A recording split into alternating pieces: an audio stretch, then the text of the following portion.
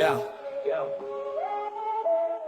congressman daw 17, all in all, sabi ni Tish kaya sila raw ang may withdrawal. Haha, let's go! 17 daw ang nadawit sa istorya, parang teleserye, puno ng kwento drama. Kickback dito, kickback doon, parang buffet, lahat may kutsaron. Kickback daw, sabi ng mag-asawa, 17 ang bida pero walang umaamin, saksakan ng sawa.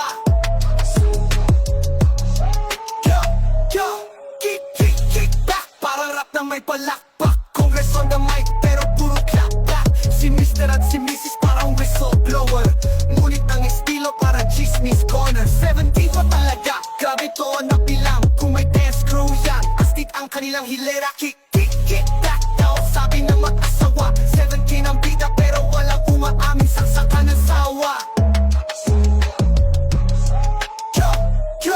Kickback, parang rap na may palakpak. Congress on the mic pero puro clapback.